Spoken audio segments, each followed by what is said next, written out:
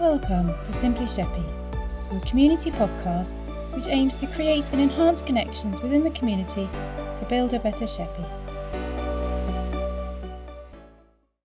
So Bosh, welcome to the podcast. We finally got it set up, the first podcast for Simply Sheppey. Adam Morrison. How you doing? Hello mate, you alright? Yeah, good. We're just getting stuck into the podcast in the podcast studio, and we've got on you Adam Morrison, the Sheppey comedian. The Sheppey comedian. The I Sheppey like the sound of comedian. that.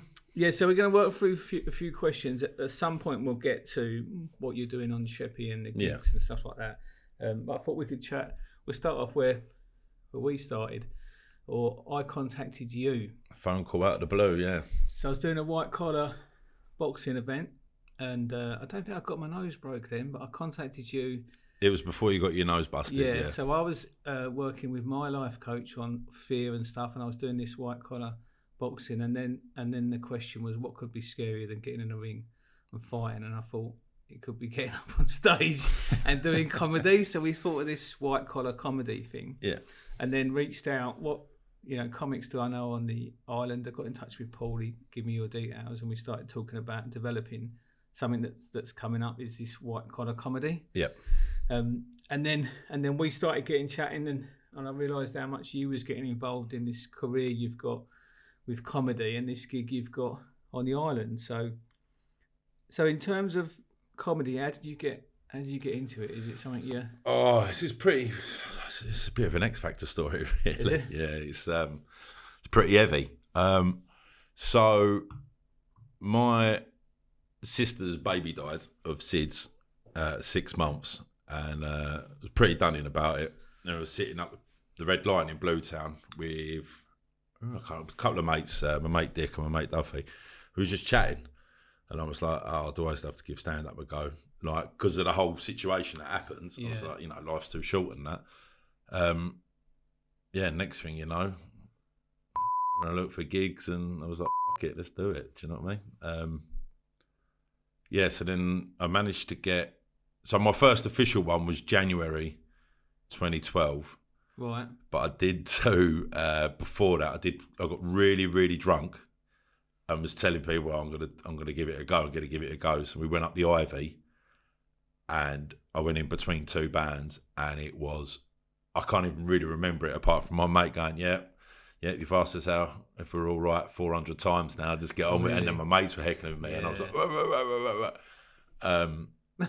Do you know what I mean? Which was well funny. Yeah. Between two bands as well.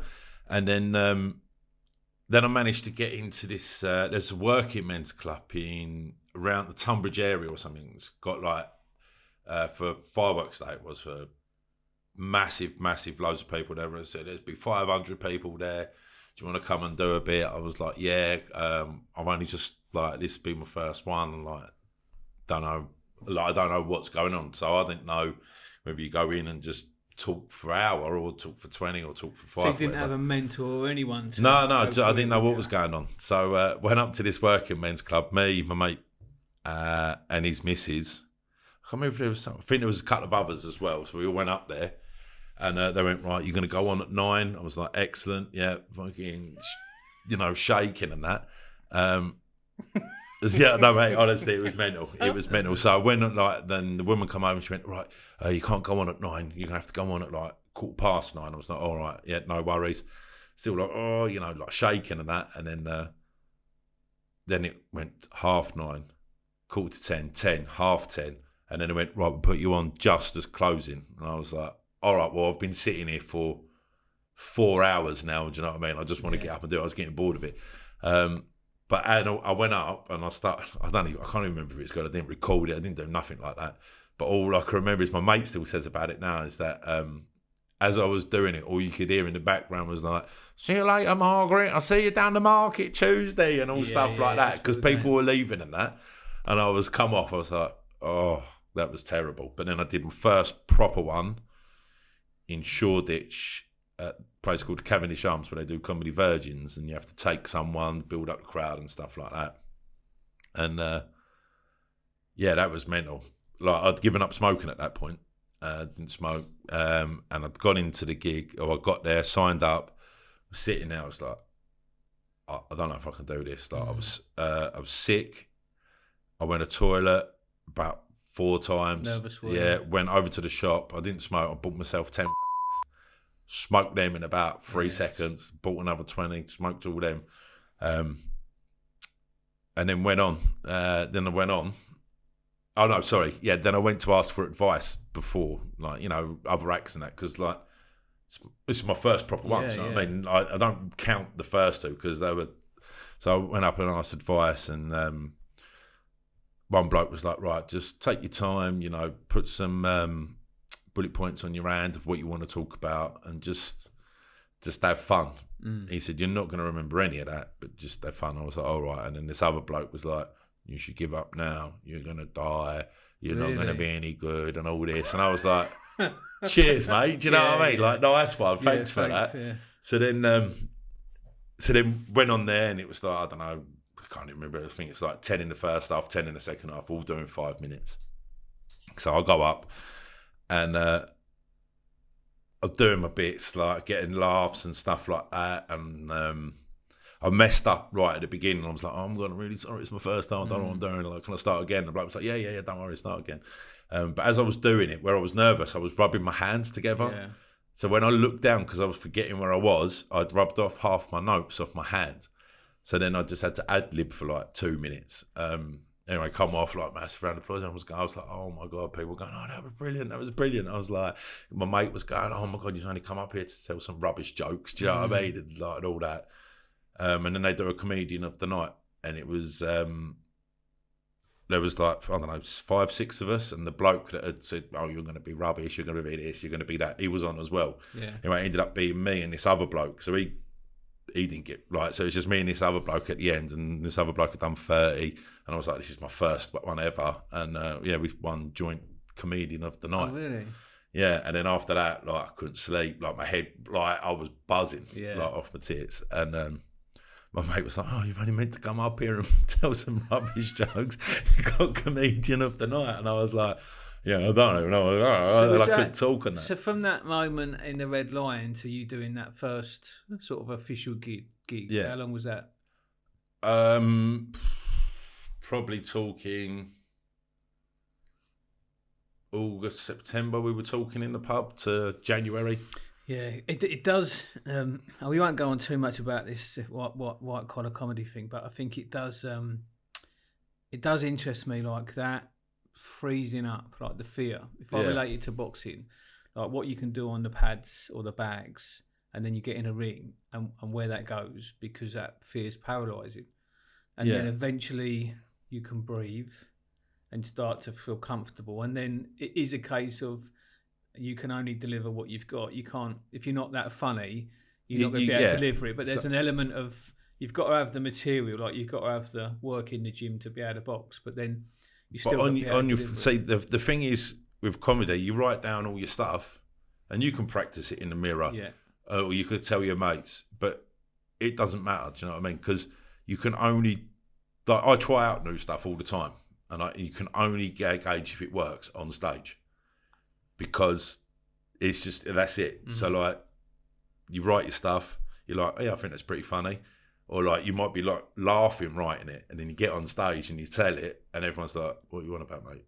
Do you know what I mean? And I'm like, oh God, right. Yeah, I definitely think so. I've been, this white collar comedy thing we're coming up and doing. You're gonna have 4 lessons with you, and then a 5-minute set where you get up and do your stand-up. 5-minute set, and then see what happens. And every time, so when I went back to the boxing club and said about that, and I was like, who would rather get in the ring and spar or fight, or get up on stage? And most of them were like, I'd rather box, I'd rather get the shit kicked out of me than stand up. Yeah. And I think it's the same thing. But for me, and I know this is not a life coaching podcast, but it's still the other side of fear is who you want to be. So that finding that freedom to be able to, if you've got a desire to be funny and to share it, like not being able to share it is that limiting thing. If you're funny and you want to share it, it's not a case of being funny. Well, it is a case of being funny and not being funny, but it's also getting through that barrier of being able to get up there and stand up. Yeah, so I've always been all right talking in public. Right. I'd rather, because it was always a choice of everything I've ever done, any job and stuff, when you have these meetings and you've got to talk in meetings or whatever, it's either you write or you talk. Now, I won't write in front of anybody on a whiteboard, or you get up in front and write in front of people. Because I'll start and I don't know how to spell these words. So then I start make it up, production, I'll be like PRO, and then it'll just be a squiggle because I'm like, you know what that means. Yeah. And because it makes me want to be sick, to get up and write, but to get up and talk, it's fine. So the limitations of that. So my wife is really scared of birds. Yeah. And it's funny, when the kids were younger and that, it was like, why is mum so scared of birds? And it's like there's something that's happened that has that. But most people, if you asked them, would you get up and do comedy? They would. When I talk to people about it, they're like, I couldn't think of anything worse. Because I do the Faversham Hot Festival every year. I host the brewery stage, and I talk to the bands, because you see the bands all the time, and they're like, I don't know how you do it, because the difference, what they say, the difference in a band is if you're terrible, if nobody's listening and you're dying, it doesn't matter. You just use it as a practice, and you're all there. You're in it together. There's 4 or 5 of you in it together. But if I'm up on stage and it's not going well, it's just me. And it's not direct. If people are chatting while the band's playing, that's normal almost. If everyone started talking when you was doing the comedy, it's designed for you to have their full attention and for you to specifically make them laugh. And I think this is why it really gets fine down to it lands on your shoulders. Because if a band's crap, it's the whole band, and everyone might have been busy and not that sort of night. You often see a lot of bands playing and people are eating their meal and not looking at them, and that's okay. But for comics to be standing there talking and people not looking, it's like death. Yeah, it's just so when I first started, if it was like that, I'd be like, that would affect me for ages. Yes. I would just constantly think about it. Now I'm like, don't matter. Do you know what I mean? I've gone there, I've done my bit. It's not my fault they were serving food throughout the bit. Do you know what I mean? People were laughing. Some people weren't laughing. It was just one of them. Yeah. But then you go to another one and it's like blowing the roof off the place, everything you say. You're like, oh my God, this is... So we've got down comedy on Sheppey. So what's the gig? Because I've come down to the Aviator and there's a good night. I'm really... I'm just trying to grow it at the minute. Yeah. So started off at the Aviator. We're now moving to the Flying Dutchman in Queenborough. Yeah. And what's it called? It's the Flying High Comedy Club. It's just go on my Facebook page or to Instagram, whatever, and you'll see all the posters. But so we put all the links up there. So that's at the moment that's once a quarter. That's once a quarter, yeah. So what I'm hoping to do with that is build it up so it sells out. So there is people just wanting tickets all the time, so it sells out all the time, and then start increasing it until. So you have this to set. So you have about 4 comedians, don't you? You have a headliner. So I have 3. I get 3 people in that I know. Yeah. That I know are going to be good, and then I host it, so I do all the comparing, and plus it's cheaper. It's cheaper for me because I don't have to pay myself. Plus it's extra stage time where I can try out stuff and that. So I think there was 100 seats down the Aviator. What's the capacity? Yeah, so it's 100 tickets. We average 70. I think we got, what did we have last one? About 70 people. Yeah, which is decent. Do you know what I mean? Yeah, don't you get that many more in there? I suppose. No, well, we used to do it round the back, but that was 100 seaters. The first one we did sold out. Yeah. Say sold out. I think it was 97 people bought tickets, and it was incredible. Yeah. The best, my dream lineup that I've always wanted. I wanted these 3 people. Was the Christmas one, and it was 25 people. I was devastated. Really? I was like, oh my God, the people on the island. They need to come and see these people, and it's only a tenner. Do you know what I mean? For these people, you're paying you go to London to watch these people. That same bill. Yeah, you're paying 20 to 30 quid to go and watch them. Do you know what I mean? So this is where I think you're linking with the Simply Sheppey and the stuff we're doing with communities to try and generate an interest in that, because I think there's a lot of people. I know because there was another gig that we missed, and my mate messaged me. It was my fault, and I was like, I didn't put it in the diary, but we had all agreed we would have got tickets. But I think it's one of those things. If you go there, like for a tenner, you know, and a few beers, it was a really good night.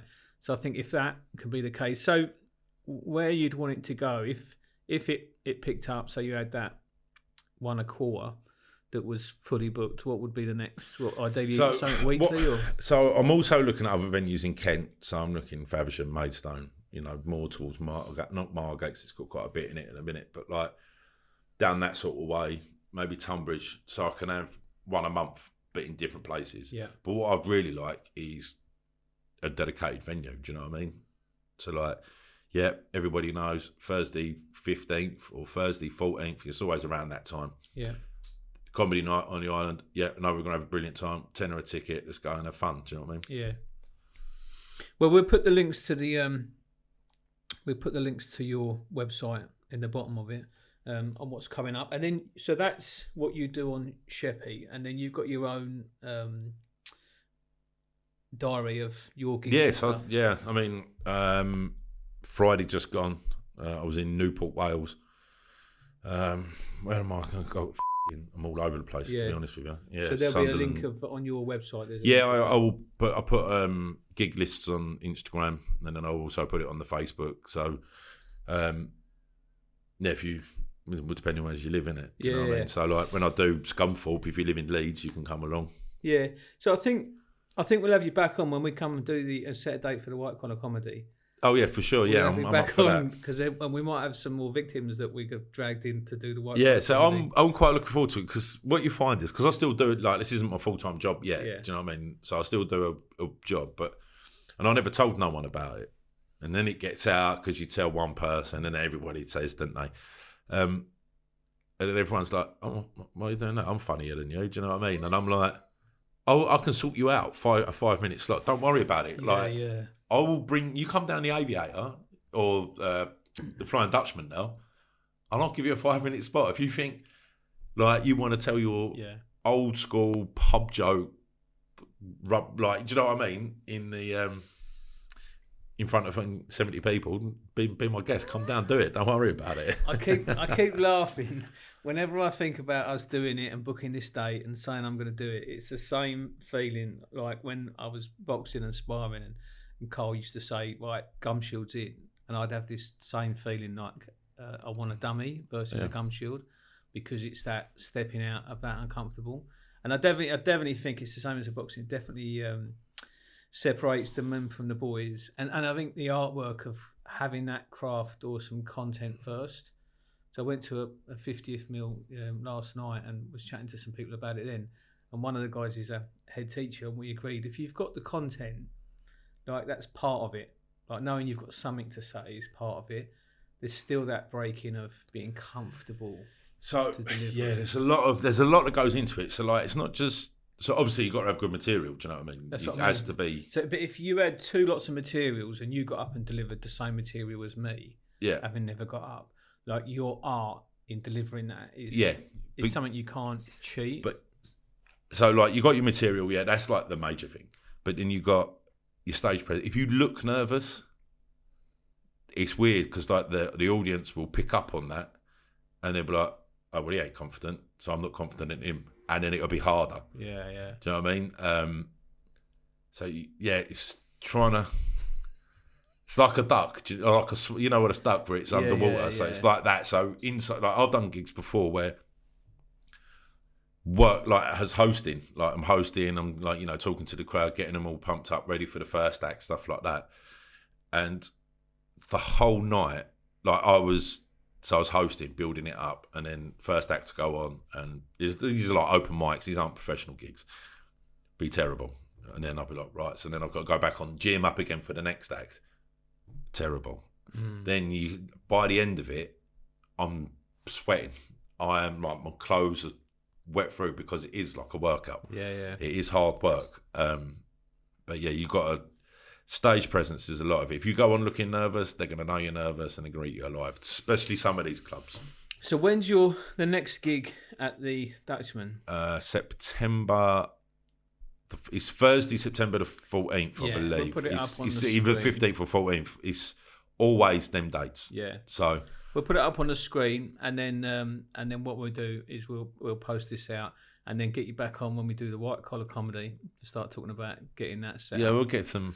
I mean, I've got people I want to get on it just so I can stitch them up. Do you know what I mean? Do you know what I mean?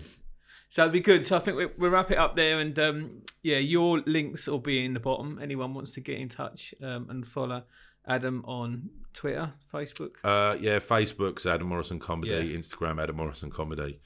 Good. TikTok, if you want to, it's Adam_Morrison. I don't really understand Twitter, but I'm on it, and Threads, I'm on that as well. So All right. Cheers for coming on, mate. Cheers, mate. Thank you very much.